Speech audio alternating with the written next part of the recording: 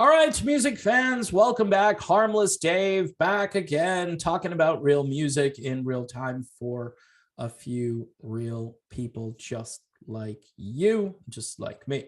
All right, so Richie Sambora talking to Nile Rodgers, which is pretty cool. Nile Rodgers apparently has a podcast, and a lot of people have these podcast things, and they do really well with podcasting because, hey, you can jump in your car and not listen to boring corporate radio and hear, an actual interview, and maybe you'll hear a new song that you won't hear. But Richie Sambora talking to Nile Rodgers about his job, what his job was in Bon Jovi. And apparently, according to Richie Sambora, his job was to shut the bleep up. That's all he had to do. And Nile Rodgers says something in the interview where he sets the whole stage up here, and he gets Sambora to pretty much say something entertaining and interesting. Rodgers pointed out the strange situation where many people assumed Bon Jovi himself did all the singing, and then Sambora interrupted him and responded, "And all the writing. That was part of my deal, to shut the bleep up. If I had a coffee place, the sign would say, 'Have a hot steaming cup of shut the bleep up.' That would be my coffee place. And you know what? Guess what? I did it. And it worked out because that's what he needed for whatever reason." Wow. So yeah, that strange relationship that occurred back in, 2013, it kind of shows no real sign of reconciling. I know there are people out there that would love to see Richie back in Bon Jovi, and that would make it better for sure. But, John is not singing the way he used to sing, which is kind of ironic because Rodgers is kind of highlighting the fact that it seems as though Bon Jovi does all the work in the band and Sambora was just there doing nothing. But what he did was he kept quiet about whatever thing that he was doing. Sambora also talked about Wanted Dead or Alive, saying the 1987 hit was directed at a very specific demographic of would-be fans. He said, "I thought if the band was going to have any longevity, we needed a banner song for the guys." Okay, and I had this idea, Wanted Dead or Alive.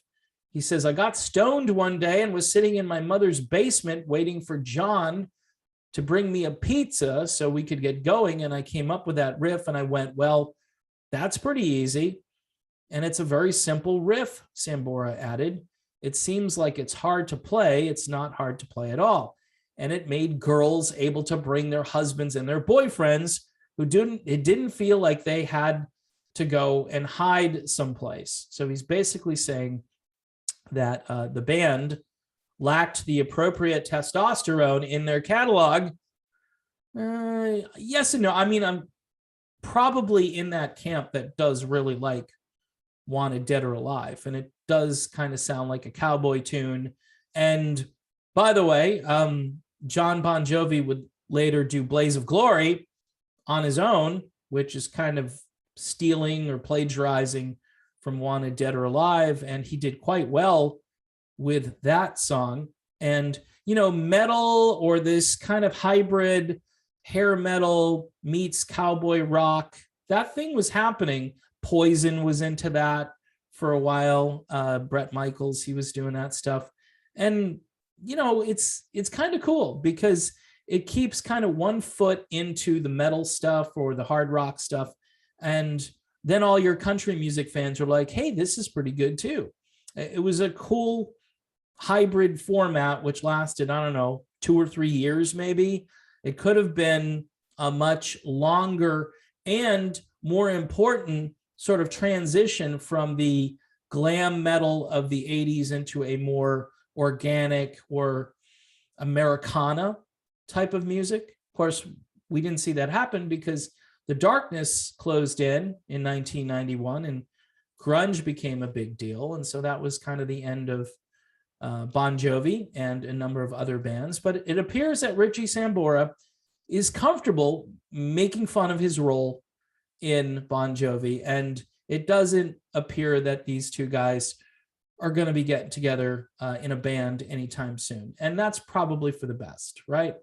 So there you have it. Another video in the can. Thanks for watching. All the new patrons. Thank you. Thank you. Thank you. $1 a month, $2 a month. I know I've got a lot of somewhat controversial content here, but you know what? We call them like we see them, or I call them like I see them. I don't know who the we is here. It's me. It's my other personalities all rolled into one very strange person. That would be me. But thank you for watching, and I will see you soon.